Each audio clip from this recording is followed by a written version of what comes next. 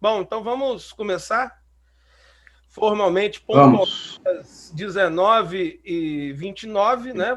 Vai rodar agora, 19h30. Eu tenho um prazer de fazer mais uma live com dois grandes conhecedores do assunto. Meu amigo Pedro Anan, que de longa data já, né? Já fiz, nós fizemos já uma live e está sempre aí, um grande parceiro. E meu novo amigo Pedro, também, dois Pedros aqui.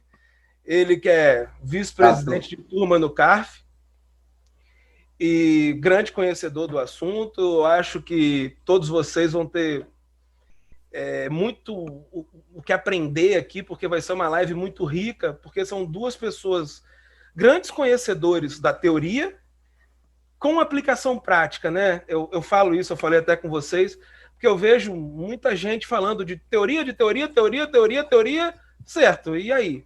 Aplica na prática, né? Insumo, qual é a essencialidade?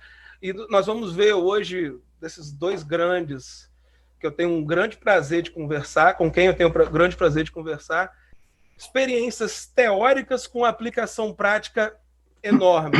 Então, só para deixar essa abertura, eu já vou passar a palavra para o nosso anfitrião, né, Pedro, os dois Pedros, né, mas que eu quero dizer?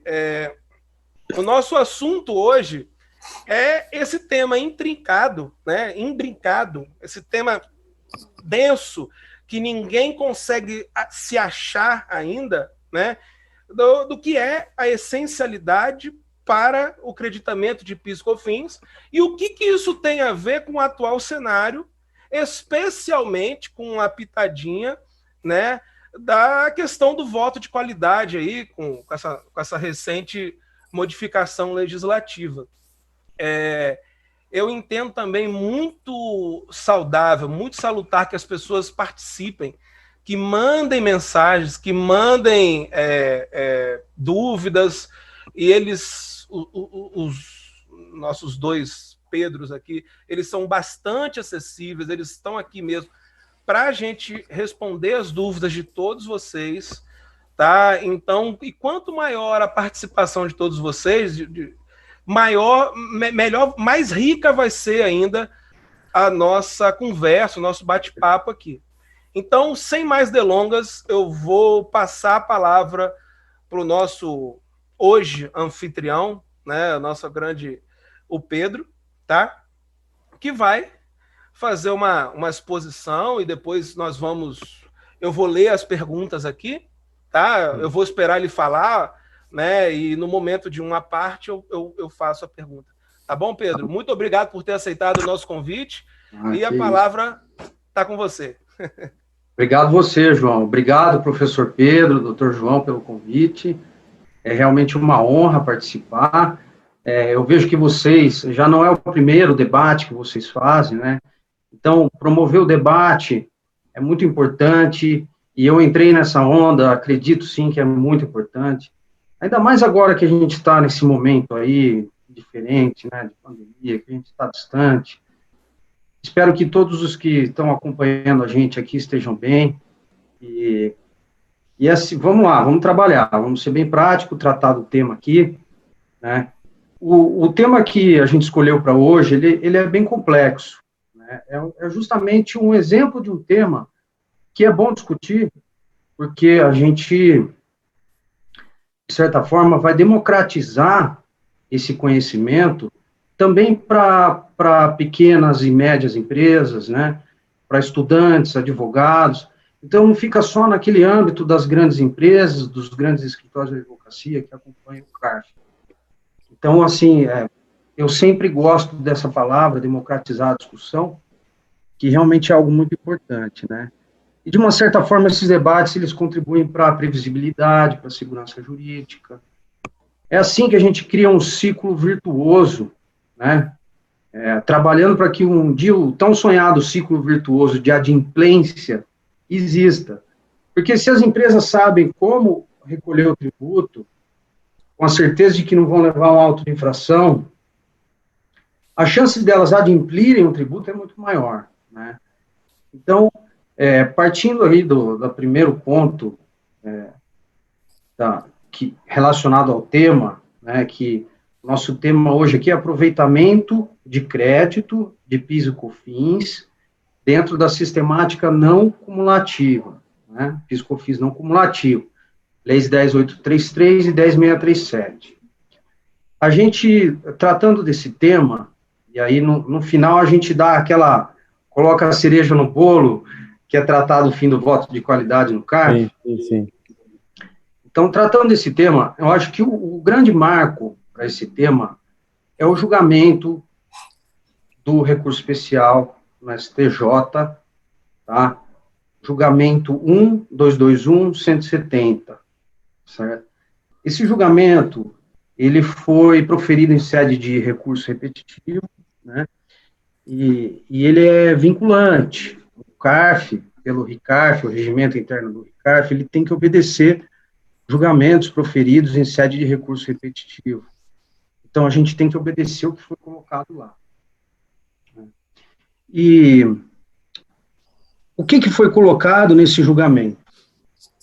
A ministra Regina Helena Costa, que ela, na verdade, foi ela que trouxe no voto do STJ a posição intermediária que o CARF já vinha defendendo há alguns anos, né? Foi o CARF que criou essa posição intermediária, né? Ou seja, o CARF, ele alargou em favor do contribuinte um conceito que era mais restrito de insumo, que era mais próximo do IPI, né? Insumos diretos, ligados diretamente na produção. Então, ele alargou para uma posição intermediária. E o contribuinte sempre lutou por um conceito mais abrangente, mais próximo do RPJ, que diz que todo dispêndio, todo gasto é insumo, né?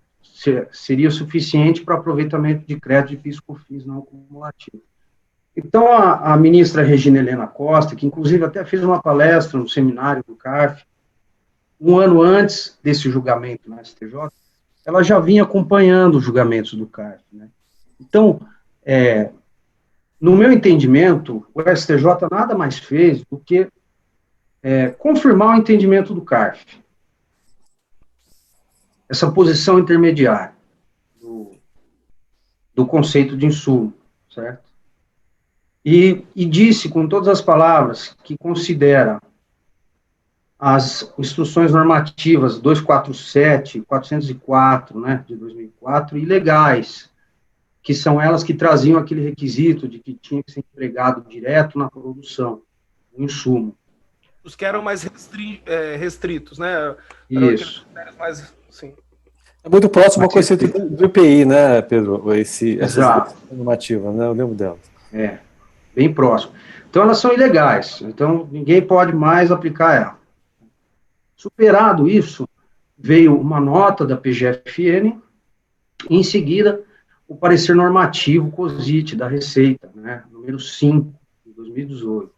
E esse parecer, ele passou já a flexibilizar ainda mais a Receita reconhecendo a posição intermediária, né? Então, por exemplo, passou a reconhecer insumo dos insumos, o que é ótimo para a agroindústria. Mas, por outro lado, por ser um parecer extenso e com muitos detalhes, ele também entrou em alguns pontos ali que, por exemplo, embalagem para transporte, né, final, do produto final, o parecer considera que não gera crédito. Mas eu vou mostrar para vocês aqui que tem precedente, por exemplo, no caso de transporte final de frutas, que a gente reconheceu o crédito, tanto nas turmas ordinárias quanto na Câmara Superior da terceira turma, né? Entendi. Então, que faz todo sentido, né, Pedro? Faz todo sentido, porque a fruta, ela tem que ter um deteriora, trato especial. Isso. Tem até um acordo que eu lembro que fala da embalagem de geladeira, né? Porque assim, você não consegue transportar uma geladeira se você não tiver uma embalagem que dê segurança, senão o produto quebra, né? Também isso é um exemplo também muito claro do que você não pode seguir a risco para ser normativo, né? Exato. Então, assim, o primeiro divisor de águas aí é que houve esse julgamento do STJ e a Receita reconheceu por meio desse parecer normativo, né? Então, esse é o grande divisor de águas aí. Só que, como a gente falou agora aqui, professor Pedro, o CARF não necessariamente segue exatamente o que esse parecer normativo disse. Ele serve mais para uma referência para as autoridades de origem, para fiscalização, doutor João Paulo, Sim. utilizar esse parecer para analisar os laudos do contribuinte, quando a gente baixa para a diligência. Aí sim, ele vai lá com aquele parecer e ele respeita o parecer. Aí chega para a gente já algo depois de uma diligência mais maduro e melhor para trabalhar em cima, né? Então, esses são os grandes divisores de águas aí. Mas a questão da relevância e da essencialidade que foi colocada no julgamento do STJ, ela dá para a gente problematizar um pouco aqui, né? O que é essencial? O que é relevante? Então, já faço uma pergunta para você, doutor João. Tem alguma empresa que faz algum custo, um gasto que não seja essencial? Difícil, né? Difícil. E aí, se você vai pegar no conceito de imposto de renda, né, Pedro, despesa necessária, usual, normal e essencialidade, meio que estaria nesse conceito, é subjetivo também, né? Não é uma coisa objetiva, né? É o que a gente sempre fala, depende muito do tipo de empresa, que pode ser essencial para mim, que de repente eu sou uma indústria de alimentos, e não pode ser para o João, que é uma indústria de mineração, por exemplo, né? Então, acho que cada caso tem que ser analisado de uma maneira bem criteriosa, né? Que eu acho que essa é a grande problemática. Não dá para simplesmente, como o João sempre fala, né? Aquele pessoal vendedor de tese pegar a pastinha e chegar numa empresa e falar, olha, isso aqui é insumo, não é? Será que isso é essencial? Né? E aí vem aquela discussão da subtração, né?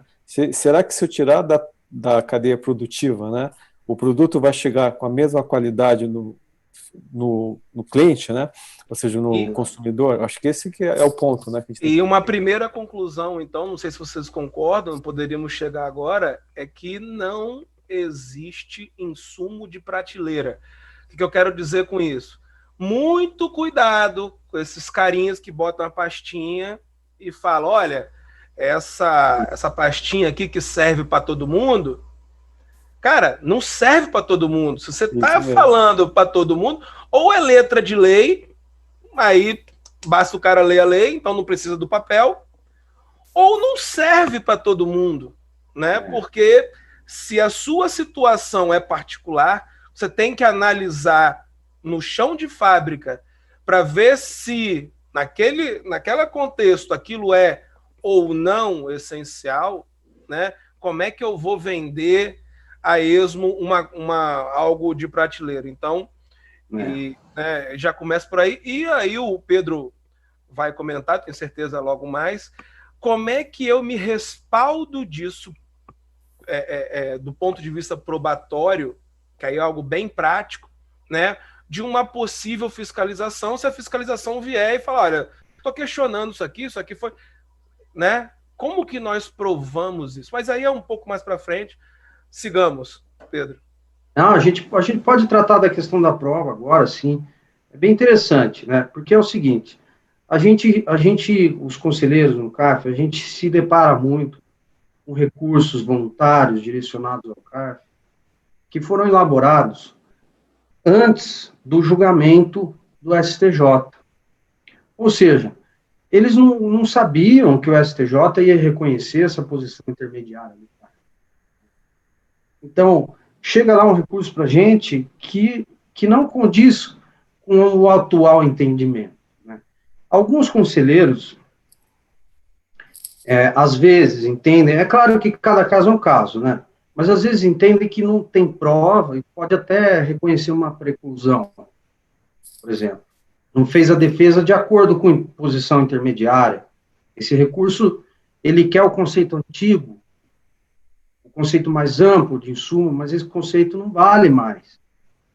Só que eu acho que essa posição de dar uma preclusão para um recurso que vem sem prova nenhuma, ela talvez seja um pouco extrema, né?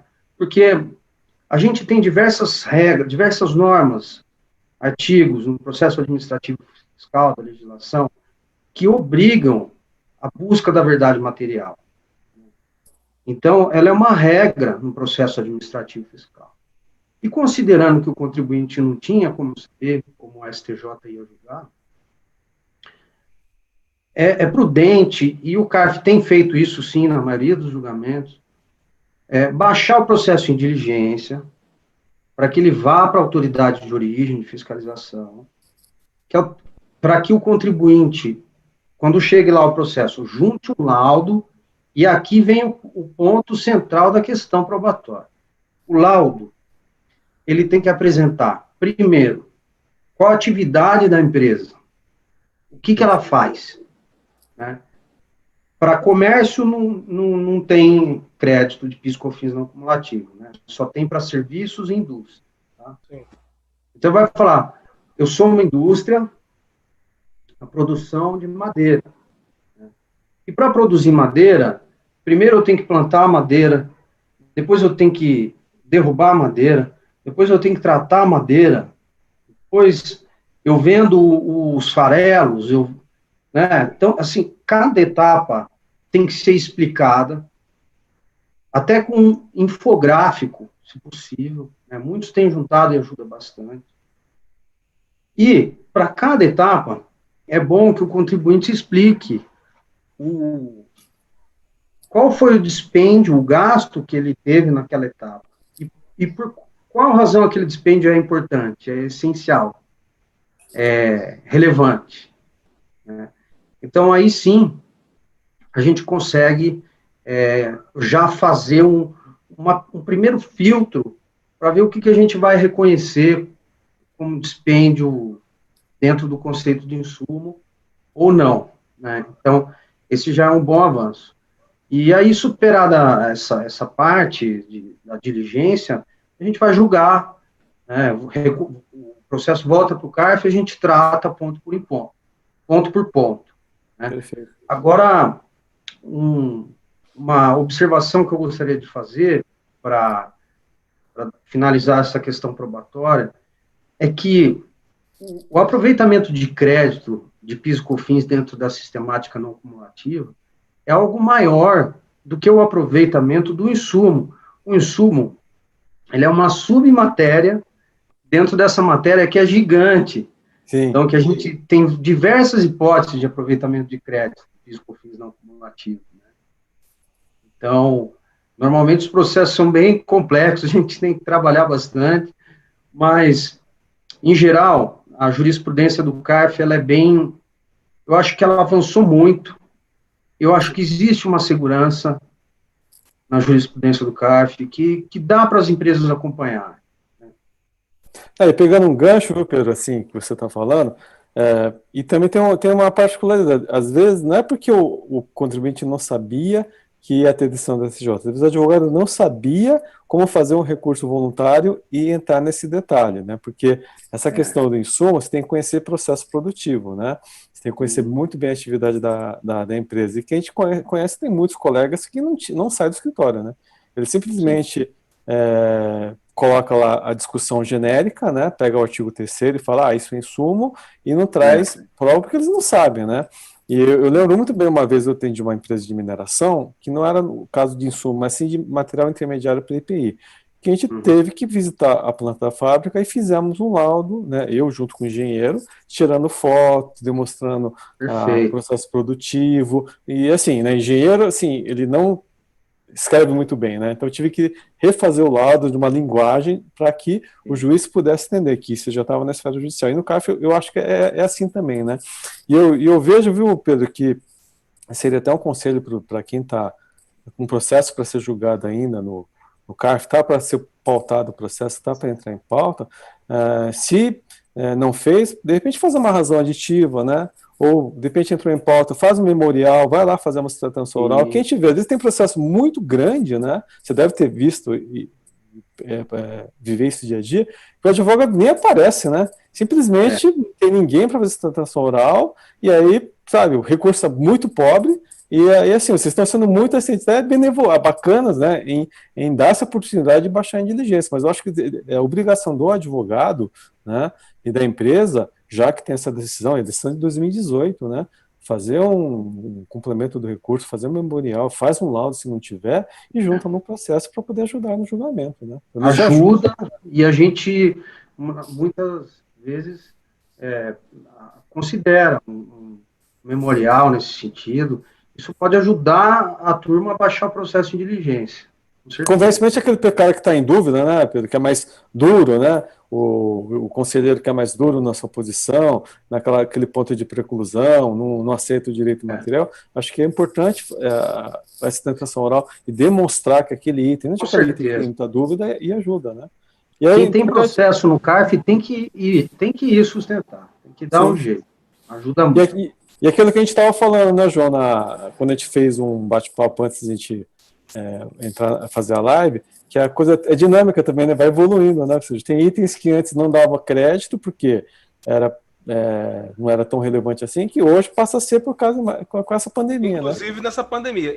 Gente, aproveitar aqui Bens novos. Vieram novas, excelentes perguntas, e eu vou ler aqui, aproveitar esse momento, sim, certo?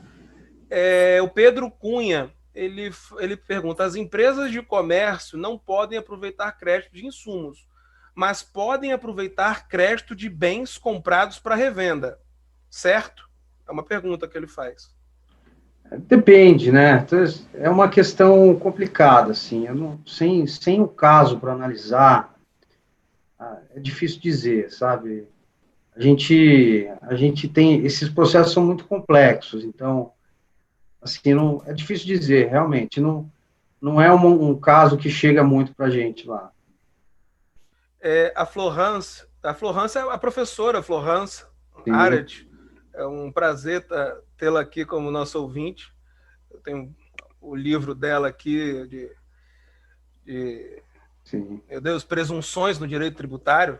Eu creio que seja ela, sim. Né? Sim, Florence. Ela, sim, Florence Aret Drago. Ela, sim. Boa noite a todos, um prazer ouvi-los.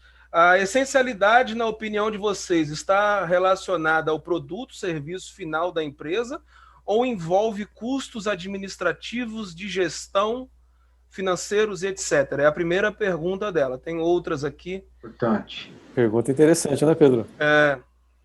Essa pergunta é bem interessante, que me lembrou um ponto que eu gostaria de trazer aqui. Né? O conceito de essencialidade e relevância, ele é um conceito complexo, né, que a gente só consegue aplicar ele no julgamento do CARF por meio de um entendimento macro da decisão do STJ. Né?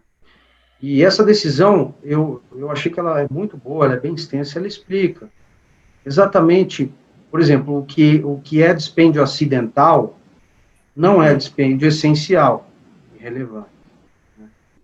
E aí, o CARF, ele traz um divisor de águas que não ficou muito claro no STJ, que tem exatamente a ver com o que a professora Florence perguntou.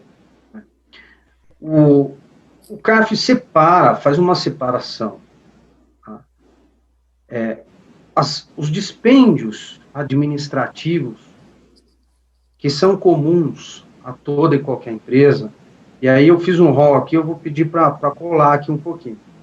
Publicidade, telefonia, internet, mão de obra principal, limpeza dos escritórios, por exemplo, despesas comerciais com comissões de venda, taxas municipais, são dispêndios administrativos.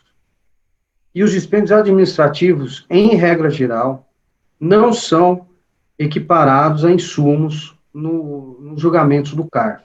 Né?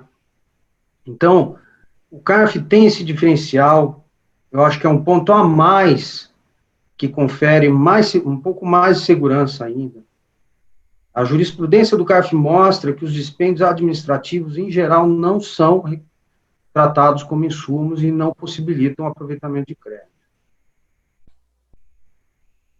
Aí você tem um caso, né, Pedro? Lembra que você comentou um caso interessante que a sua turma julgou de uma Sim. despesa de publicidade, que nesse caso É, específico vocês consideraram como isso, mas é um caso específico. Seria interessante se você comentasse, né? ou Porque. seja, do ponto de vista abstrato, desculpa, Pedro, Não, desculpa. não, pode falar, João, pode Por falar. favor. Importante. Do ponto de vista abstrato, né, falando em tese, em teoria, a publicidade não daria, em tese. Porém, Sim. no caso específico, que eu gostaria, se você pudesse falar, que eu achei muito interessante, Sim. né, daquela empresa, naquele momento, que tinha uma particularidade, houve esse precedente do CARF reconhecendo para aquele caso, naquele ponto, É. o direito a crédito de publicidade. Se você pudesse falar um pouco, porque foi muito interessante, né? E tem muita gente Aquele nosso interpretando bate-papo.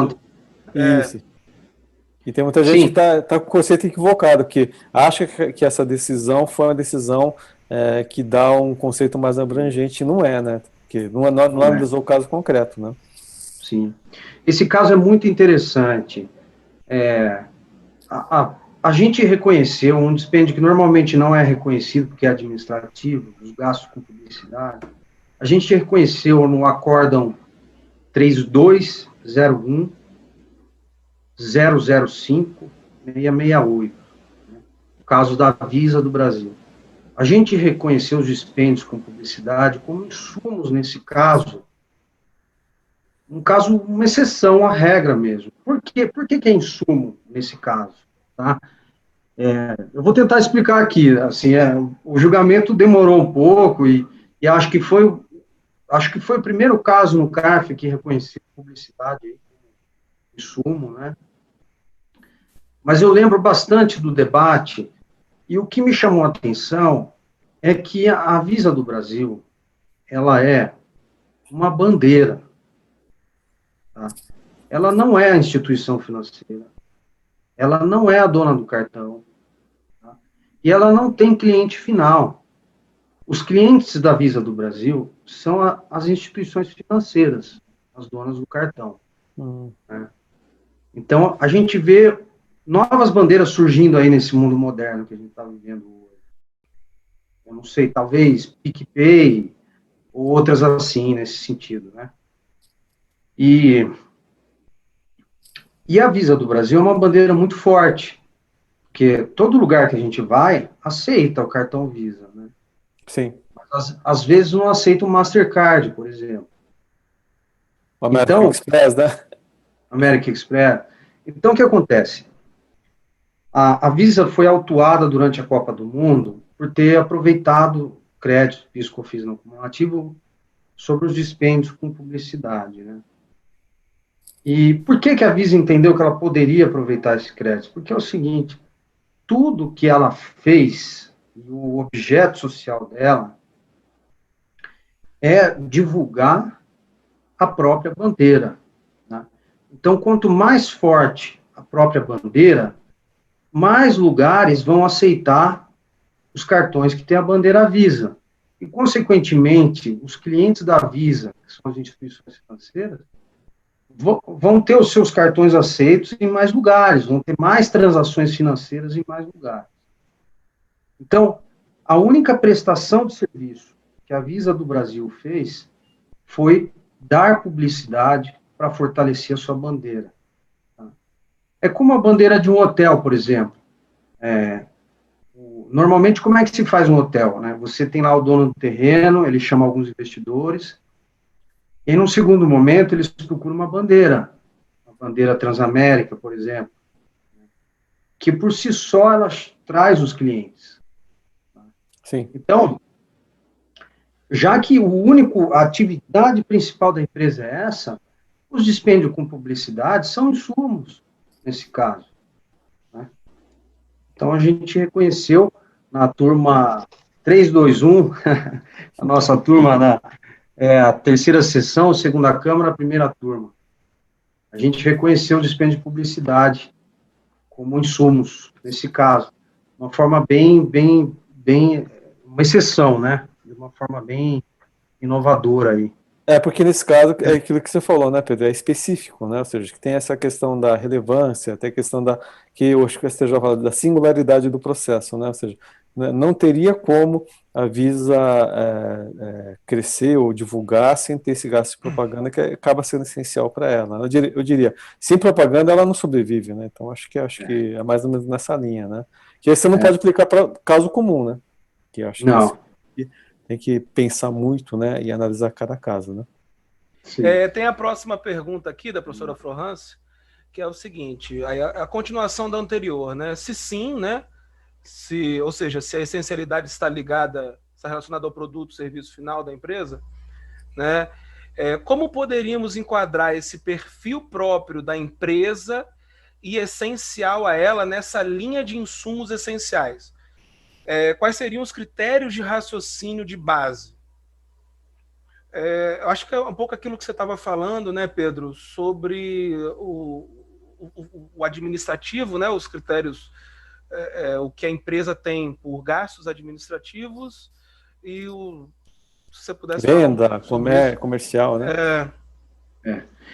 Em geral é assim, a empresa tem que fazer um mapeamento, como o professor Pedro disse, se for uma indústria, com o engenheiro principal dela, acompanhando com advogado, com contador, tem que fazer uma equipe ali, fazer um infográfico das etapas, né, dizendo por que tal ambiente ali tem que ser refrigerado, a produção de alimentos, por exemplo.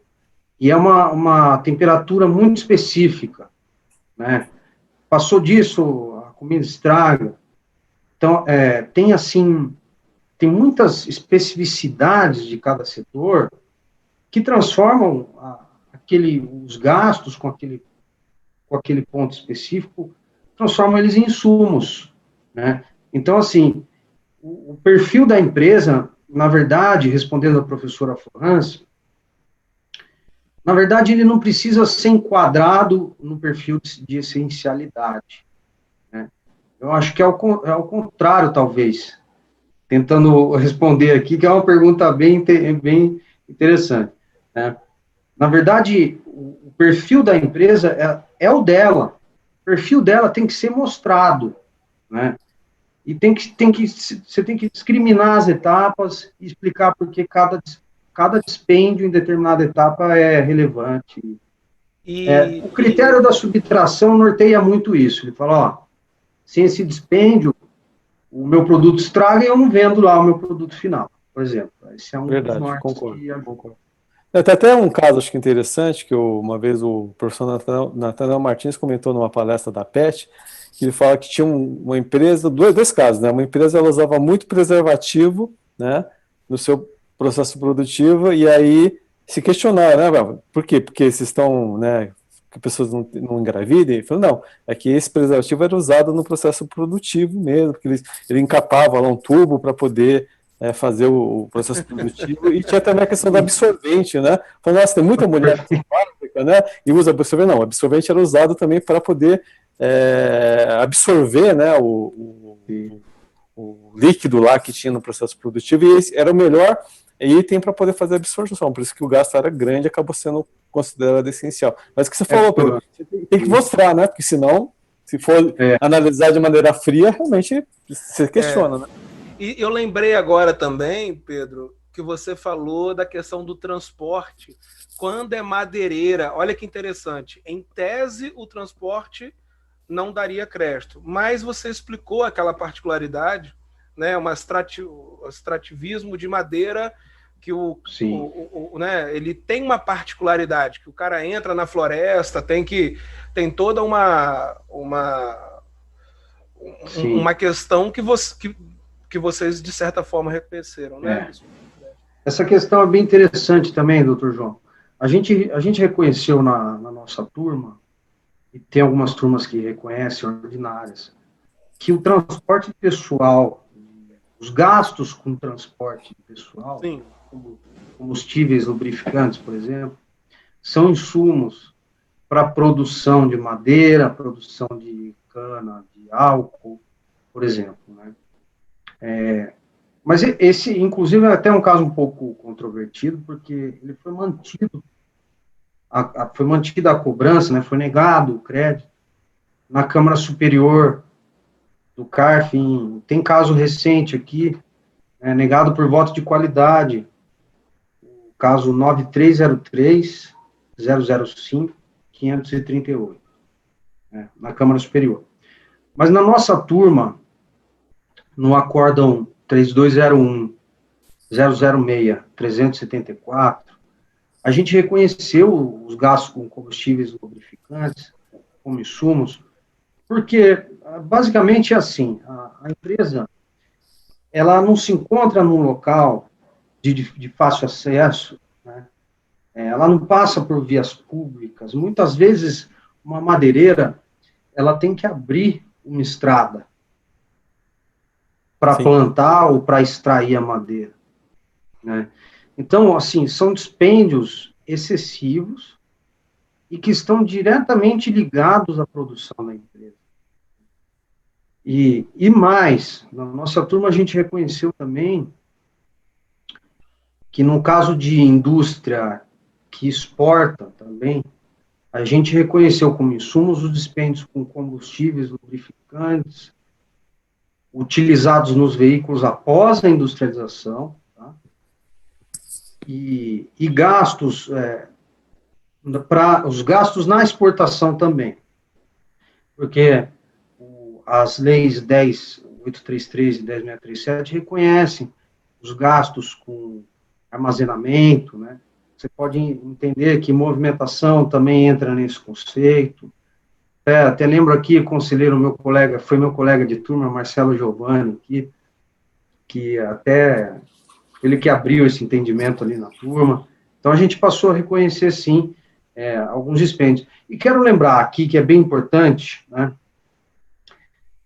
Professor Pedro, você deve ter acompanhado o PIS/COFINS, até onde eu estudei, minha percepção me diz que o PIS/COFINS não cumulativo, ele foi criado justamente para desonerar um pouco essas indústrias que têm muitas etapas de produção, né? Uma certa forma foi criado para dar competitividade para a empresa brasileira. Então, é interessante interpretar esse conceito de insumo considerando certos objetivos da lei também, né? Concordo. Esse seria o objetivo da lei quando ela foi criada, né, Pedro? Você transformar ele em não cumulativo para desonerar a cadeia produtiva de maneira que você se torne mais competitivo. A gente sabe que na prática, às vezes, não foi muito bem isso que acabou acontecendo, porque a alíquota instituída foi muito grande, mas, assim, se você pegar empresas e indústrias que têm bastante item na sua cadeia produtiva, realmente você consegue ter uma redução de alíquota e consegue realmente ter esse efeito, né? Mas, assim, eu lembro quando a lei foi criada, né, lá em 2002, há quase 20 anos, né? Eu começava a dar palestras sobre esse item, e a grande discussão que a gente tinha na época sempre foi essa questão do insumo. O que é insumo que não tinha previsão legal, não tinha conceito, não tinha no dicionário, e foi se criando toda essa interpretação, essa evolução. E quando chegou os primeiros julgamentos do CARF, eu lembro que o primeiro julgamento, que foi do Gilberto Castro, né, o ex-conselheiro Gilberto, que ele falou assim, ele falou pra gente, vou colocar um conceito um pouco mais abrangente, se colar, colou, vamos ver o que acontece. Que é o conceito de renda, né? E acabou passando, né? Em alguns casos foi até, depois foi amadurecendo e criou esse conceito intermediário. E foi até o Henrique Torres, que na Câmara Superior, que trouxe esse conceito, que eu achei que foi muito interessante, que ele que defendia, né, esse conceito intermediário, que não era do IPI, que trouxe um alento aí para as empresas, né? E que você falou, né, e o STJ, assim como o Supremo, em muitas situações, eles usam a jurisprudência do CARF, sim, para poder fundamentar a sua decisão aí, porque, assim, né, o órgão técnico aí que julga esses casos realmente sempre foi o antigo Conselho de Contribuintes e hoje CARF, e graças a pessoas como você que estão lá, que estão estudiosas, que estão defendendo lá a lei, né, a norma de uma maneira bastante correta, é que a gente fica bastante tranquilo aí para poder advogar, né, fazendo a nossa parte agora, né, João? O contato técnico é muito maior, né, nesse caso, né? Sim. contato, até porque você especializa aquela turma ali, você estuda sempre aqueles assuntos, então você consegue aprofundar mais, né? Então, o CAF tem muito a contribuir. Eu acho que o CAF contribui mais com a justiça do que o contrário, nesse ponto, né? Sim. Nesses critérios de particularidades. E só uma vírgula, nós não entramos nesse ponto, mas seria interessante a gente falar também que a não cumulatividade do PIS/COFINS é completamente diferente da não cumulatividade do ICMS. Né? E do IPI também. E do IPI. Né? Muita gente confunde essas não cumulatividades, mas elas precisam ser muito bem separadas, porque elas têm realidades absolutamente diversas, né? A do PIS do COFINS não é o nosso objetivo aqui, mas só lembrando, ela é base com base, né? E isso muda completamente a realidade, né? Só pincelando, mas vamos voltar aqui ao nossa as João, nossas perguntas. Tem uma pergunta interessante que eu vi aqui. Posso trazer? Claro, você que manda, você que é o. Agora eu não estou achando o nome de. É porque eu estou seguindo aqui as da Florence primeiro. Então vamos lá. Falta só mais uma dela. Que é se poderia ser o conceito de insumo ser estendido para fora da atividade produtiva da empresa. Achei interessante essa pergunta. Aquelas definidas no seu contrato social.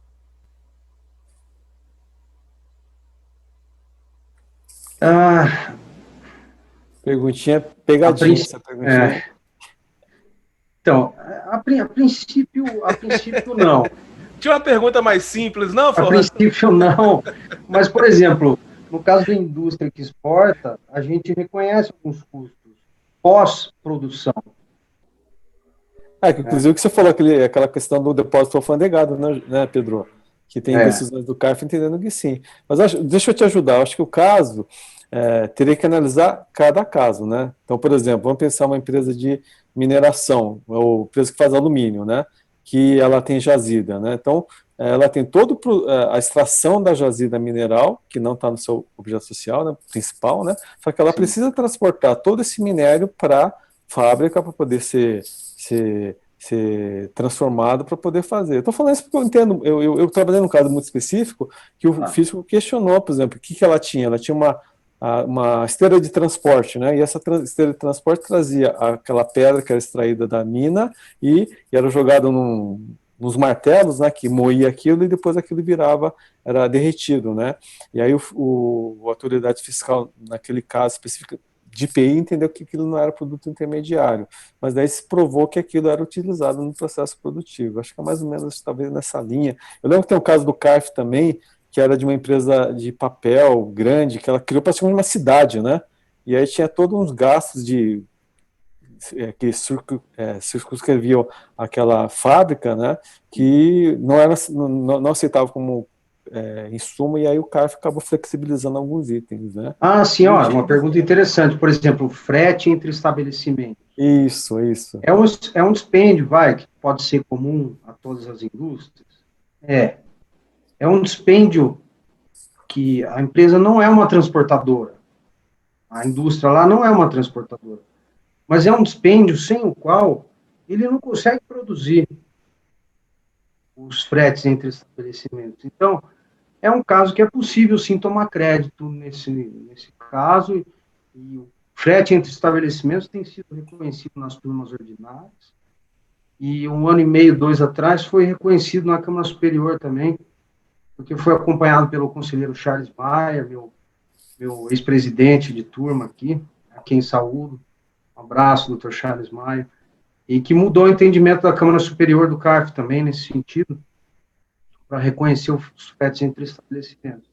Agora, a pergunta da Florence é interessante, professor, porque vamos supor assim que uma indústria ela tem a atividade de indústria dela lá, mas vamos supor que ela faça publicidade também para o setor dela como um todo. Vamos supor que tem alguma relação assim de prestação de serviço com outras empresas. Se aquilo não tiver no contrato social dela, a chance de não ser reconhecido é grande. Entendi. Então, assim, não é bom fugir muito da atividade principal. Então, Que, talvez uma maneira de solucionar isso, altera o contrato social e inclui isso no direito INAI social, né? secundários, né? Eu acho que sim, seria uma coisa assim que poderia ajudar, né? Então, uma coisa com simples de certeza. fazer, né? Só que às vezes o pessoal esquece de fazer isso, né? Porque a coisa Sim. vai trabalhando, vai fazendo, e esquece de tomar esse tipo de cuidado, né? Interessante. E aí, João, então, perguntaram sobre as Tem máscaras. bastante pergunta. Bastante pergunta. Perguntaram sobre as máscaras, as, Sim, se daria álcool gel, crédito. os macacãos, as toucas, se isso poderia ser considerado insumo. Essa pergunta é bem atual, bem Uhum. interessante. Foi o Carlos Alberto Cordeiro aqui que fez essa pergunta. Essa pergunta ela é bem interessante aqui e dá vontade de passar, pode passar. Brincadeira. Mas vamos lá. O CARF tem reconhecido como insumo as indumentárias e os EPIs, né, os equipamentos de proteção individual. Tem reconhecido os dispêndios com uniformes também. Então, a jurisprudência do CARF indica que é possível, não sei de que forma, nem se integralmente, parcialmente, mas é que é possível que no futuro próximo, quando o CARF for julgar esses casos, que se reconheça uma coisa ou outra. Eu digo isso porque eu vi o governador de São Paulo numa fábrica, durante agora a pandemia, de produção de frangos, né? E a indumentária, a proteção aumentou muito. Então, assim, eles usavam algumas proteções, mas não como agora. Agora parece que a pessoa está lá numa câmara de radioatividade, né? Tem um macacão, um capacete, uma viseira, uma touca, uma luva, álcool para todo lado, coisa que não tinha antes no setor de alimentos e que hoje é extremamente essencial, relevante, né? Então, não sei, a gente vai ter que ver isso lá na frente mesmo, mas a pergunta é bem interessante. Que você falou, aumentou os gastos de maneira bastante significativa, né? Então, e hoje, assim, a máscara vai virar, assim, acho que item obrigatório para todo mundo, né? Então, é uma outra realidade, né? Né? E passou a ser essencial, no Sim, caso sim, concreto, a atual situação. sim. Por outro lado, talvez seja um gasto administrativo. Ou de pessoal, né? Ou de pessoal. A gente vai ter que ver. E vai depender da empresa também, né? É claro. Sim, concordo. Vai depender da empresa, né? Um frigorífico talvez seja essencial, mas não sei, não consigo pensar uma outra atividade que pode ser não essencial. Eu acho que indústria em geral, sim, né, João? Acho que realmente tocava assim.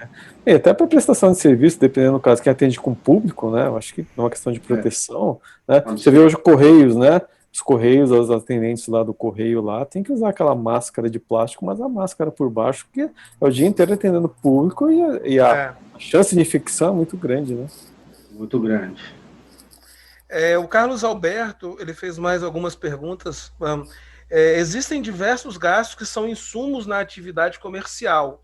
São essenciais, relevantes, caso contrário, a empresa fecha. São contabilizados como custos, insumos para atividade econômica. Na verdade, não foi uma pergunta, foi uma consideração. Né? Tá. Aí tem o Júlio Moros, que vem, um amigo meu, um abraço para o Júlio. Temos nesse ponto a questão de gastos obrigatórios por lei para o próprio exercício da atividade empresarial, sem relevância direta com a produção, correto? Faz essa pergunta.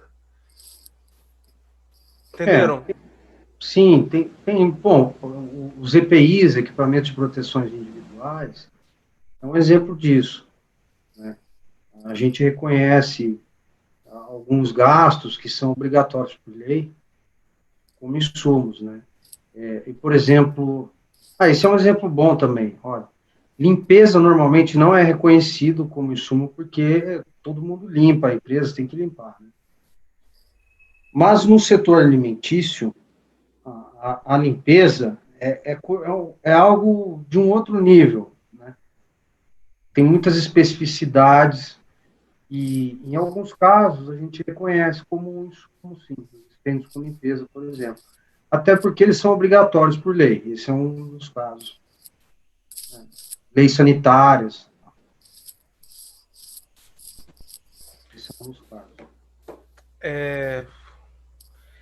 O Carlos Alberto, de novo, dependendo da empresa, se não gastar com publicidade, propaganda, marketing, a empresa não consegue vender o produto, mercadoria ou serviço. Eu acho que o ponto aqui discutível é se, no caso, a mercadoria, né, porque aí seria um comércio, né, se ela poderia, nesse caso, aproveitar alguma coisa, né? Nesse caso dele aí, normalmente seria uma despesa administrativa. Normalmente não é reconhecer como insumo. Para comércio. Lembrando, para comércio. Às vezes para a indústria também não. Porque, João, a lei fala a questão de insumo na produção e na prestação de serviço, né? Então, o gasto de propaganda, né? Então, ela é mais uma despesa comercial de venda do que uma despesa de produção, né? Então, e na contabilidade, a pessoa não consegue nem contabilizar isso como custo, né? Então, e fica difícil defender que isso realmente é um insumo, né? Então, apesar que a gente sabe que tem empresas que gastam muito, como na indústria de alimentos, né, o McDonald's, Coca-Cola e outras mais, é uma fortuna de marketing, de propaganda, e contrata lá os grandes artistas para fazer a propaganda, né, que agora a Ivete Sangalo virou a musa, né, das grandes empresas aí, está fazendo um monte de coisa, mas se gasta realmente, acho que para dizer que esse insumo é dedutível para um imposto de renda, agora para PIS/COFINS acho que é difícil, acho que não cola, né. Regra geral não. Aí ele continua, é o Carlos Alberto Cordeiro também, ele coloca, com base na decisão do STJ, basta comprovar como insumo relacionado ao desenvolvimento da atividade econômica da empresa e para a Receita Federal o insumo é em relação ao produto ou serviço. Vocês concordam com isso? Não, não foi uma pergunta, foi uma consideração dele. Foi uma consideração. É que, assim, minha opinião pessoal, tá, gente? Artigo 3º da Lei 10.637 e 10.833 é bem claro. É insumo na produção e na prestação de serviço. Então, acho que né, a gente não pode alargar muito esse conceito, não. Tirar bem a questão do comércio, né? Então.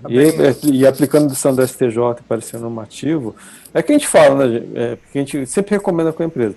Você quer ser arrojado, aí toma cara de tudo. Agora, se você quer ser um pouco menos arrojado e ficar tranquilo, assim, porque assim, a gente sabe que a autuação, depois para você defender, e alguns casos vem com multa qualificada, o administrador responde e a gente sabe que a solidariedade, 124 do CTN também, em alguns casos, né, João? Né, Pedro?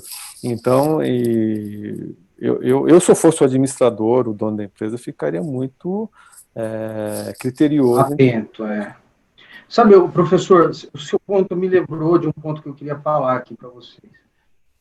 Tem alguns casos que chegam para a gente que a empresa não comprova nem mesmo o dispêndio. Faz aquela petição geral, né? Aquele negócio. Não tem nota fiscal de nada. Fala, eu quero X, eu tenho direito a X de crédito. Né, porque isso é insumo para mim, mas não tem nenhuma nota fiscal. Então, tem alguns casos que realmente não tem nem como baixar em diligência. São casos extremos, né, exagero.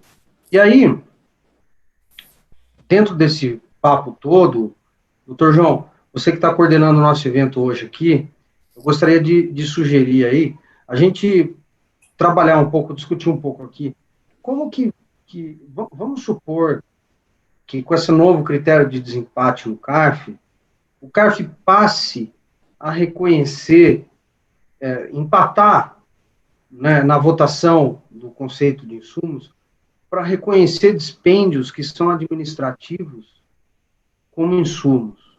Né? Vamos supor que o CARF comece a empatar, alargando o conceito de insumo e aproximando ao conceito de RPJ. A gente pode falar um pouquinho dessa nova regra de desempate do CARF agora? Pode? Claro. A gente deve. Acho que a gente deve. É o assunto do momento, né, Pedro? Ainda mais agora. E caladinho não saiu liminar ainda, né? Aí nós vamos levantar, então, a pedra para alguns artigos do CTN, né?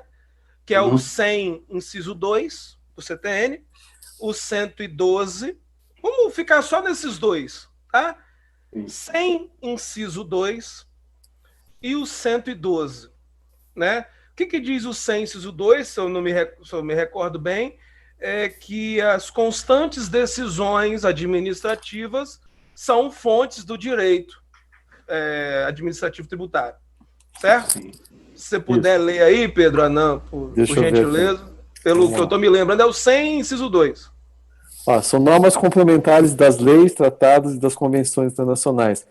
As decisões dos órgãos singulares ou coletivos de jurisdição administrativa a que a lei atribui eficácia normativa. Né? E depois as práticas reiteradas, né, observadas pelas autoridades administrativas. Então, sem realmente dar esse... E o 112, ele é muito claro quando ele fala de infração. Isso. Né?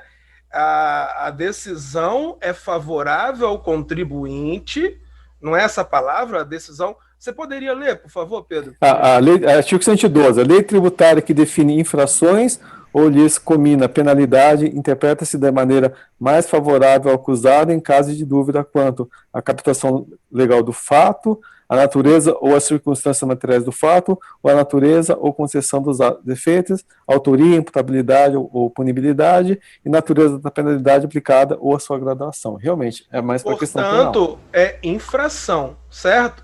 Isso. Então, veja, se houver esse empate quanto a incide ou não, é insumo ou não, pelo menos em tese, não faz a menor diferença, né? Essa ausência do voto, porque faz se houver penalidade.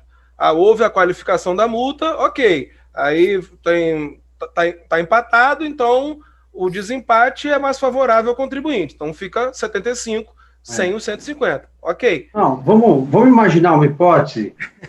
E aí, Pedro? Vamos lá, vamos imaginar uma hipótese, né?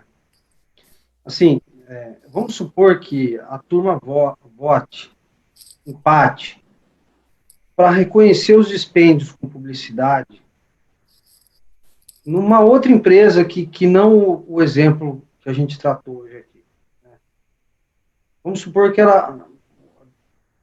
os gastos com publicidade, que são dispêndios comuns a todas as empresas, são dispêndios administrativos, normalmente não são reconhecidos como insumos no CARF. Vamos supor que as turmas no futuro próximo, por qualquer razão, a gente não está... É só imaginando, um exercício futuro de imaginação.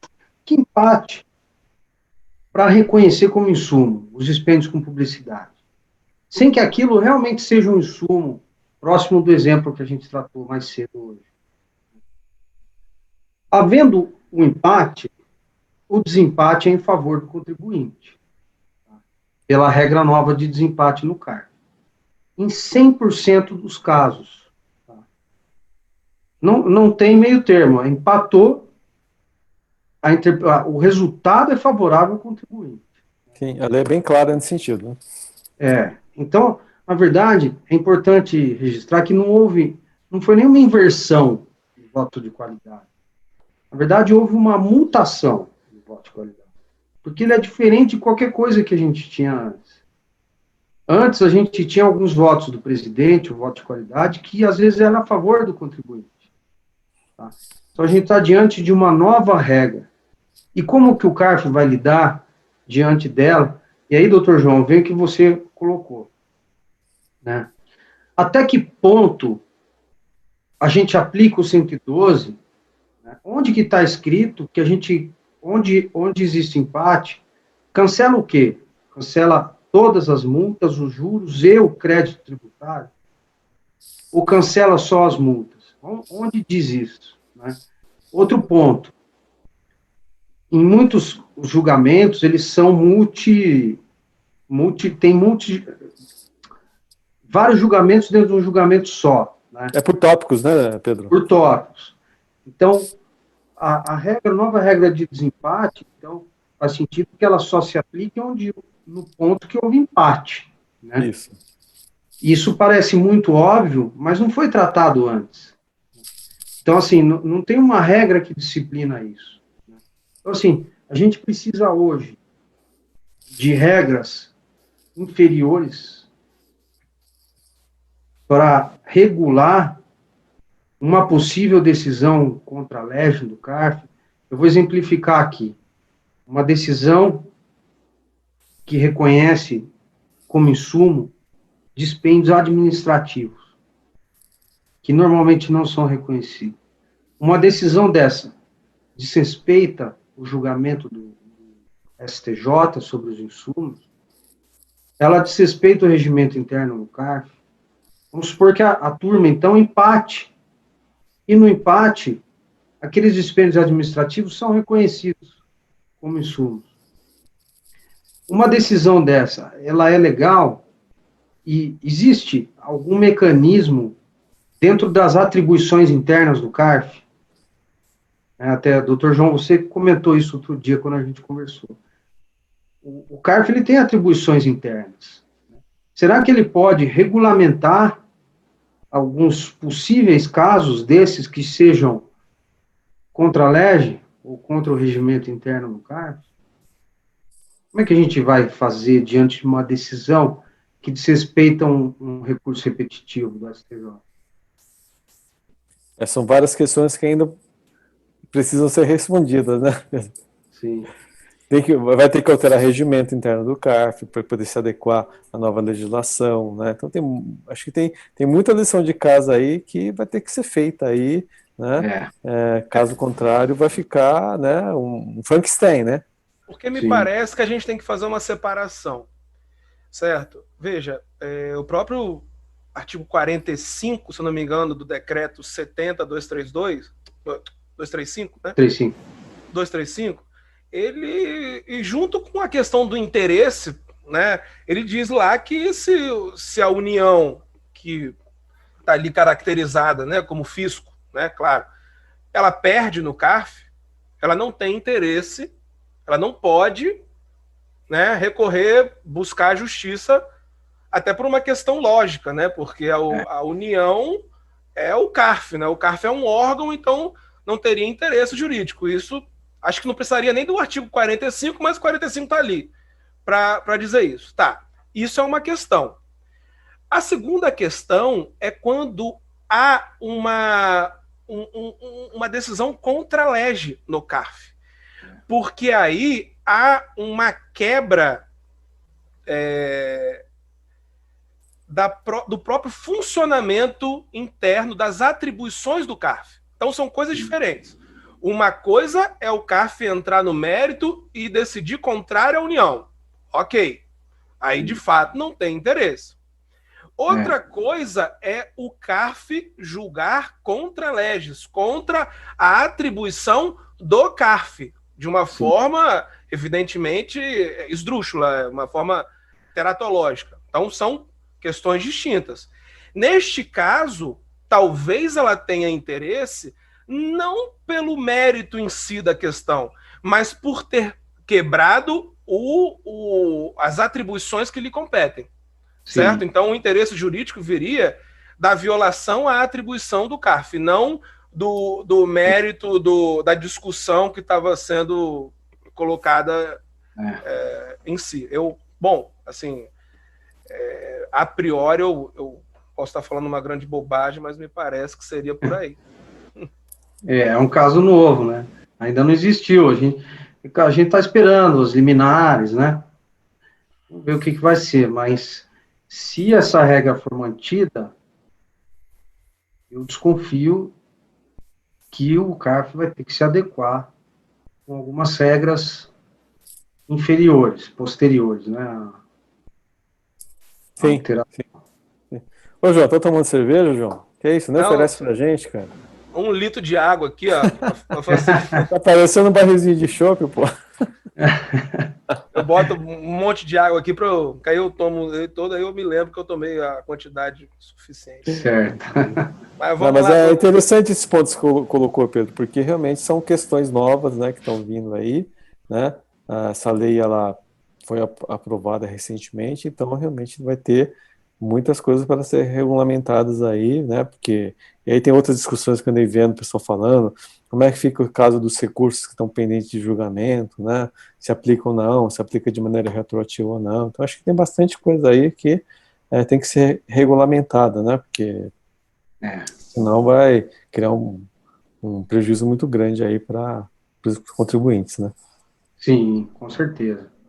Toda regra, né, professor, que é alterada sem uma regra de transição, por mais que inicialmente ela seja favorável ao contribuinte, ela pode gerar inseguranças jurídicas, né? Eu Sim. aprendi isso com o professor Humberto Ávila também, grande professor, salve.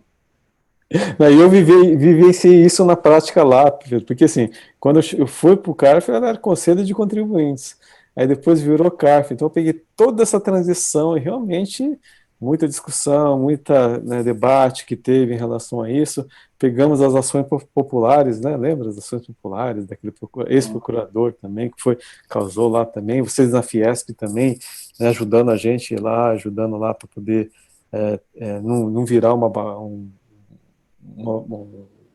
prejuízo muito grande. Então, realmente, a gente. Bom, as coisas mudam, né? As coisas mudam. Muda, a gente tem que E o ser humano se passar. adapta, né? A gente está se adaptando, está se adaptando a esse isolamento, a gente vai se adaptar a essa nova realidade, sim, com certeza. E é bom que para o mercado, né, e gera bastante oportunidade, né? Que eu acho que eu queria também tocar um ponto, né, que eu acho que dentro dessa linha que a gente está colocando, né, Pedro e João, é que advogar no CARF é totalmente diferente de advogar no Poder Judiciário, né? A gente vê, você deve estar vendo, né, lá nos julgamentos, né, que muita gente acha que advogar no CARF é que nem advogar no Judiciário. Não é totalmente diferente, é uma outra advocacia, é uma advocacia mais prática, uma advocacia mais de prova, né?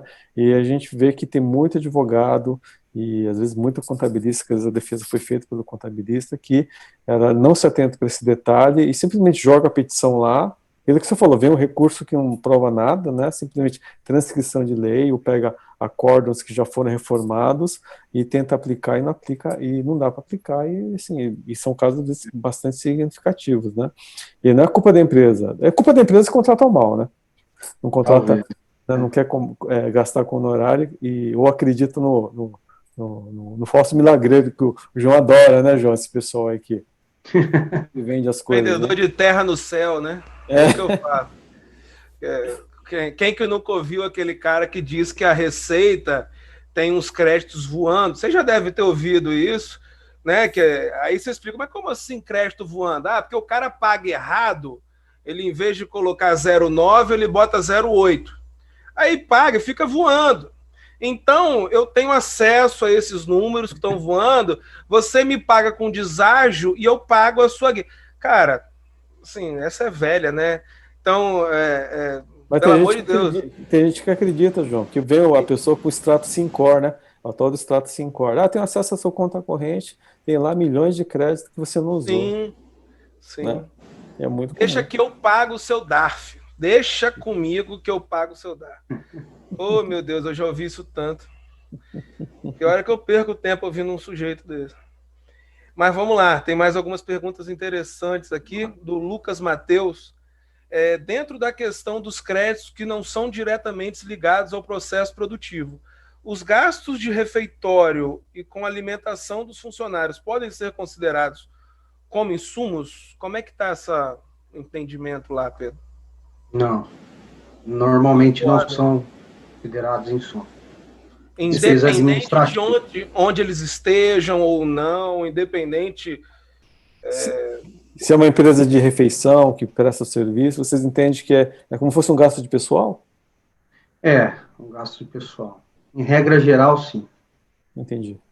A gente nunca, na minha turma, a gente nunca pegou um caso que fosse uma exceção a essa regra ainda, que eu me lembre, não. Entendi. Outra questão aqui que foi até do Carlos Alberto, uma pessoa que está participando bastante, fico feliz, continue Alberto. escrevendo.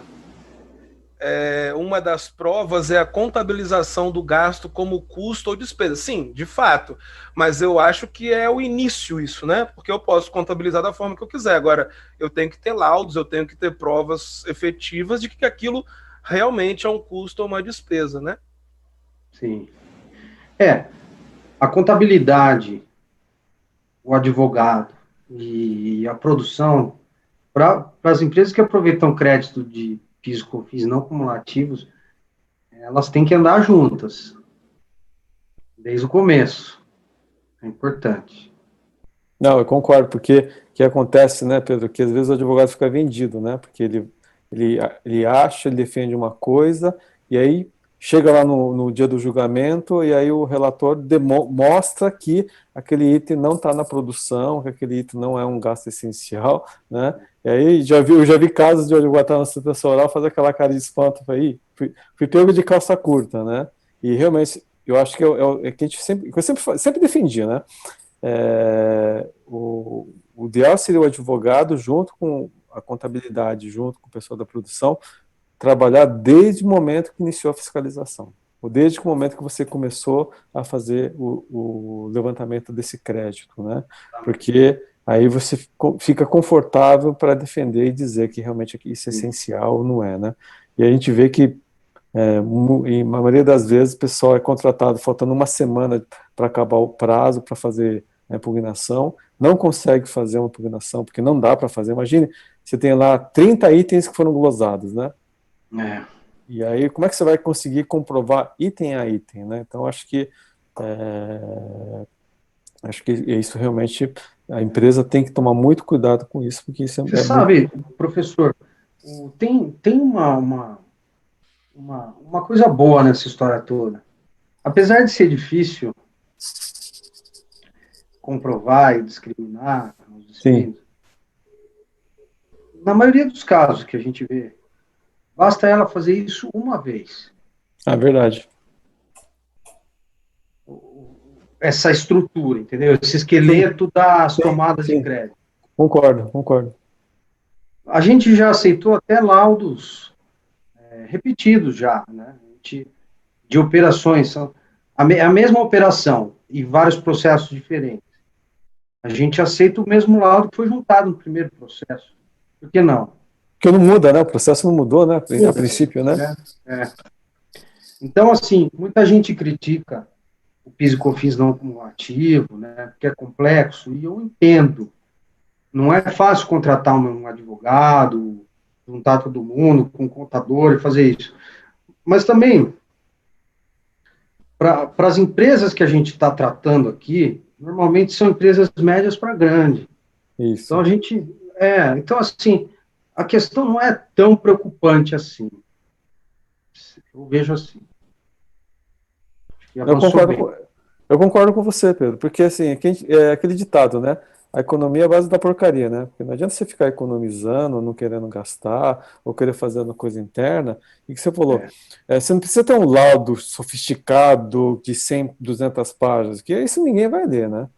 Tem que ser não, uma coisa objetiva, com foto, com demonstrativo, com vídeo, às vezes, um vídeo às vezes didático, demonstrando o processo produtivo, funciona muito mais do que ficar com um laudo de 100 páginas de uma linguagem que ninguém entende, né? O engenheiro vai usar aquela linguagem cartesiana que para gente que milita no direito não funciona, né? Aí você vai na última página para ver se realmente você consegue decifrar aquilo ali, né?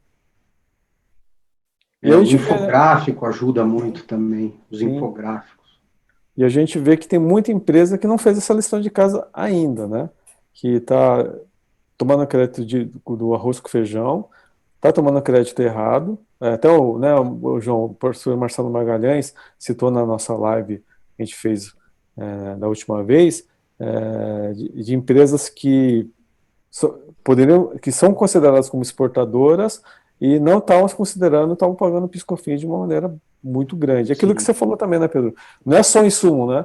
Tem muito mais coisa que a legislação é sim, abrangente, quem está no monofásico, por exemplo, que o pessoal não sabe, não conhece, desconhece e acaba pagando tributo a mais, né? sim. E tem a questão também do empresário ter a condição de dimensionar o risco, né?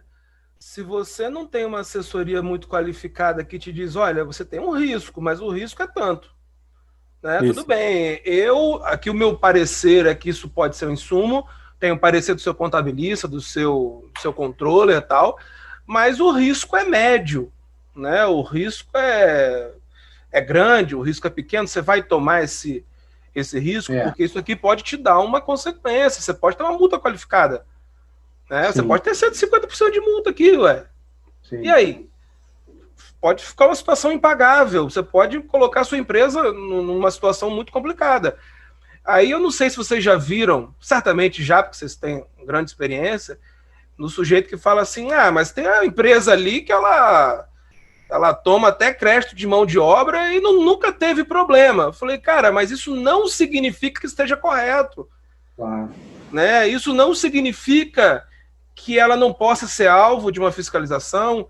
Né? Isso significa que talvez não tenha fiscal para tudo, para verificar. E ela está tendo uma sorte por N fatores. Né? Mas ela não pode servir de padrão para que você faça o errado também. Eu ouço muito isso, infelizmente, quando você, né, vem pensando na empresa que você quer, poxa, eu quero que essa empresa fique 200 anos. Eu não quero botar dinheiro no meu bolso e essa empresa tomar uma pancada e passar isso aqui a bola para um advogado outro. Eu sou parceiro da empresa. Então, aí eu falo, olha, você pode até tomar, mas o risco é tal, eu vou fazer aqui, eu vou te dar escrever um e-mail te dizendo por que eu acho que esse risco é tal. Agora, quem decide é você, não sou eu. O meu papel aqui é de dimensionar o risco e de fundamentar por que eu acho tal coisa, o que eu não acho tal coisa. Né?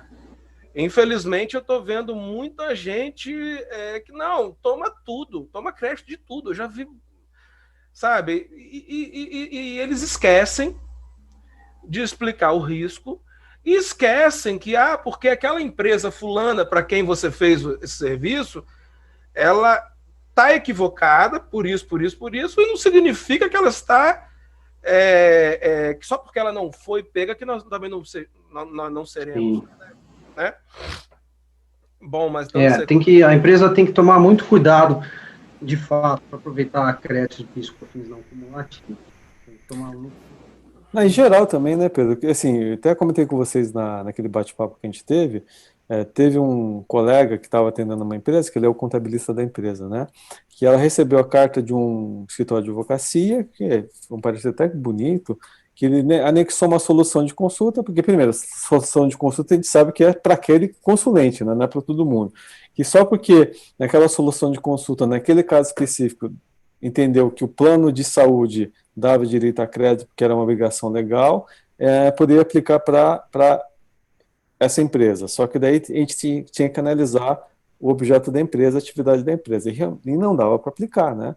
Assim como a gente vê, por exemplo, que alguém de má fé pode pegar o caso que vocês decidiram de publicidade e transcrever só o que interessa do acórdão, né? E mostrar para uma empresa e dizer o seguinte, a partir de hoje o CARF entende que a publicidade dá direito a crédito. Então, realmente, o empresário desavisado cai nesse conto, e às vezes mal comunado internamente com o interno da empresa, junto com o jurídico externo, interno. Não estou generalizando, estou falando que às vezes existe esse tipo de coisa, por causa que o honorário às vezes é interessante, né? Então, acho que o empresário tem que tomar muito critério e cuidado, porque o João falou, a decisão é dele, né? Quem vai responder com o eventual rolamento de bens aí, com bloqueio de contas, é o empresário, não é o advogado. Lembrando, embora isso seja claro, mas tem gente que esquece de fazer esse lembrete, o fisco tem 5 anos para pegar. Sim. 5 anos. Sim. Certo? Então, 5 anos até esquece, que 5 anos atrás um fulaninho de não sei aonde, que normalmente é de outro estado, né, que ele vem, né, cheio de parafernália, te vendeu aquele terreno na lua, você achou que teu advogado, o seu contabilista era burro, né, porque o cara estava ali te orientando, você fala, não, é besteira, o cara ali falou ele fez isso na empresa tal e está dando certo. Só que 5 anos, 4 anos, né, 11 meses e 10 dias depois vem a Receita Federal e te É multa. complicado. O doutor João Paulo, você sabe que o professor, os espectadores aí, né? Um grande amigo meu, foi conselheiro no CARF lá também, o doutor Carlos Daniel Neto, né? Ele fala uma coisa que é muito sábia, né?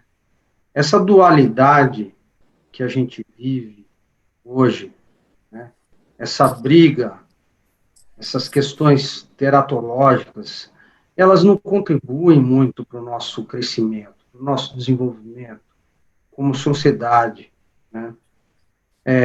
Você tem um órgão brasileiro, né, que julga recursos sobre tributos federais, que é em regra geral, é um órgão que é vital para o país. Você tem um órgão como esse, que é formado por seres humanos, é formado por conselheiros, né, e conselheiras, tá? Seja do fisco ou da iniciativa privada. Até agora, esses dias foi nomeado alguém que já é do Estado também. Então, assim, a gente tem pessoas ali que são o órgão em si. O órgão, ele é o resultado das pessoas que trabalham ali. Então, não adianta o empresário, ou a iniciativa privada, ou o governo atacar o órgão, ou desincentivar o órgão, e esperar que o resultado seja positivo, né? Então, o que eu quero dizer, assim, talvez inclusive, principalmente nesse momento de pandemia, seja o momento da gente realmente trabalhar por um bem comum, tá? Porque a gente está no mesmo barco, tá? E o barco está furado, então todo mundo tem que ajudar a tirar a água do barco. E esse não é o momento de atacar o CARF, né? Seja verbalmente ou de quaisquer outras formas. O CARF é um órgão que tem que continuar funcionando. Seus conselheiros têm que ser cada vez mais respeitados e valorizados, né? Para quê? Para que exista uma colegialidade nas decisões do CARF, entre os conselheiros, entre o fisco e a iniciativa privada. Enquanto a gente pensar nós e eles, esse valor da colegialidade ele nunca vai existir. É um trabalho em equipe. Então, assim, já passou da hora dessas empresas que contratam advogados que vendem fumaça, por exemplo, né, querendo dizer assim, de começar, né? a tentar, a procurar realmente entender o que o CARF faz. Porque, sei lá, em setembro de 2015, são quase 5 anos, e eu testemunhei a reconstrução de um órgão de nível federal. O quanto a gente recuperou a credibilidade do povo brasileiro. O nível muito alto dos conselheiros, seja como pessoa, seja como profissional, técnico, né? Então, a gente está na hora da gente começar a entender melhor as coisas como funcionam, em vez de criticar antes de conhecer, né? E realmente se ajudar.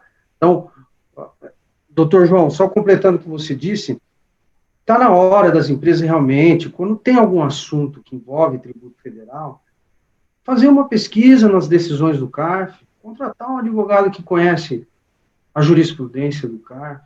Né? Passou da hora.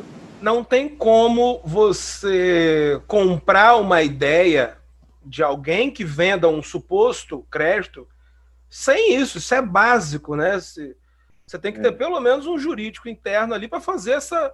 E se você não tiver o seu jurídico interno, que eu aconselho a ter, né? Acho que toda empresa tinha que ter ali, que você tenha alguém para fazer isso para você. Para te dar, olha, tá, eu quero apurar isso aqui. Como é que está o entendimento do conselho agora disso aqui? Sim. Né? Para pelo menos em situações bem semelhantes à minha. Agora, você comprar no escuro é pedir para a sua empresa ficar no alvo, né?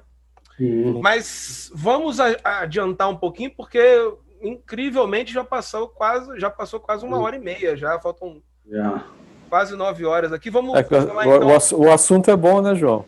É excelente. E pegando um pouquinho o gancho do Pedro, né? Eu acho que você tocou num ponto sensível, né? É interessante, né, Pedro? Que eu acho que a gente tem que deixar um pouco a vaidade de lado, né? Tanto do contribuinte quanto da fazenda, porque o CARF é um órgão da sociedade, né? Então você tem que julgar pela sociedade. E a gente sabe que tem muito caso que acabou tendo decisão desfavorável de questões que realmente podiam ser favoráveis, e quem vai pagar a conta no final vai ser a própria União, né? Porque vai para o judiciário, tem verba de sucumbência, tem toda uma questão aí que o pessoal esquece disso, né? Eu convivi com muitos colegas que, né, ficavam defendendo uma posição às vezes muito radical, né? Assim, e eu falava assim, pô, você não pode ser por aí, né? Você tem que julgar pela sociedade. A gente está julgando pela sociedade, né? Sim. Eu falava muito isso. Eu não sou conselheiro do contribuinte, eu sou conselheiro, estou aqui para julgar, e se o contribuinte não traz prova, não demonstra, né, eu não tenho como dar provimento. Mas, do contrário, se ele traz prova e demonstra, a gente tem que dar provimento. Então, essa é um exercício de julgamento, né, que a gente tem que aprender, né? Você está ali pelo direito, né? Você está ali pelo direito e não pelo contribuinte ou pelo fisco, né? Não, eu lembro que quando eu comecei, né, João, a minha presidente, que é a Maria Helena Cota Cardoso, que hoje está na Câmara Superior da segunda sessão, ela, logo na segunda sessão, ela virou para mim: você está muito advogado, você tem que tirar o chapéu de advogado e vestir o chapéu de conselheiro. E aí caiu a ficha, eu falei, realmente, eu não estou aqui advogando, estou aqui para julgar. Eu ouvi isso também, e me ajudou muito. De fato, quando você senta naquela cadeira, você tem que enfrentar uma visão, uma análise totalmente nova. Sim. Não adianta pensar como advogado, que você não vai ser um bom conselheiro, não tem problema. Eu acho que o advogado, né, Pedro, depois que a gente vive essa experiência de ser conselheiro, hoje você é conselheiro, eu fui conselheiro, você volta a advogar com uma outra visão, porque daí você começa a pensar, se eu fosse julgar esse caso, como é que eu julgaria? Como é que aquela turma julgaria, né? Que eu sempre falo, né? Tá com processo em pauta, você já sabe qual que é a turma, já sabe quem que é o relator, vai assistir o julgamento. Vai ver como é que aquela pessoa pensa, pega os precedentes anteriores, né? O que é importante para aquela turma, o que é levado em consideração, né? Então, acho que a gente vê muito em filme americano de júri, né? Aquelas empresas, né, de consultoria, de júris, eles estudam a vida do jurado, né? Que é mais ou menos por aí, realmente tem que fazer inteligência jurídica, realmente, que geralmente o pessoal não faz, né? Vamos direcionando para o final, porque senão vai ficar muito tempo. Mas tem umas considerações muito interessantes, algumas perguntas, eu vou passar rapidamente. Tá bom. Vamos lá. Robertson Trambur, ele fez aquela consideração na questão da Covid, né, do material utilizado, certo? E se isso viraria crédito, nós já falamos sobre isso, né? Não houve caso, evidentemente, porque está muito recente, mas é possível que, de uma forma geral, vire crédito. É claro que vai depender de caso a caso, mas em geral, sim, por a questão da obrigatoriedade e etc., né? O Carlos Alberto Cordeiro, que está bastante participativo, na decisão do STJ, basta provar que o gasto é essencial, imprescindível, relevante, necessário e importante. Então, o conceito é de insumo. Eu acho que, quanto a isso, ninguém... Não falamos nada ao contrário. Não há o que discordar, né? Assim, em regra, sim. Mas tem que analisar cada caso, né? Caso a caso, cada caso. Ele continua. Mais uma prova. O teste de subtração. Sem o gasto, a empresa fecha. Então, é insumo, conforme decisão do STJ. É isso mesmo? Em regra, sim, também. Em regra, sim. Né? Mas eu acho que ele está sendo um pouco mais genérico. Não é que a empresa fecha. Eu acho que o produto deixa de ser chegar com aquelas características. Eu queria mais na questão do produto, né? Bem colocado, professor. Não é que a empresa fecha, exato. Sim. Não entrega o produto, ele não finaliza o produto. Na verdade, teria que fazer esse pequeno ajuste final aí. O Pedro Cunha, ele vem pensando bem fora da caixa. Não se poderia pensar no Ministério Público tendo interesse para anular esta decisão contra a LEGE, dado o seu papel de defensor da legalidade? Eu acho que não, porque... Eu acho que não. Não. Acho que seria a Procuradoria, se caso fosse, né? Sim, porque... Você não acha, Pedro? Olha, sinceramente, eu não sei o que esperar de uma decisão. Eu acho que o Ministério Público, se realmente comprovar que houve alguma coisa... interesse coletivo, se tivesse um interesse inadequado, alguma coisa assim, né? Mas assim, uma fraude, alguma coisa assim, nessa linha, aí sim, né? Mas acho que do contrário, não. Não, eu também mas assim, é aquela coisa, né? Vamos dar de advogado, né? Depende do caso, né? Tem que analisar o caso específico. O Carlos Alberto Cordeiro, ninguém, além do dono da empresa, sabe o que é insumo.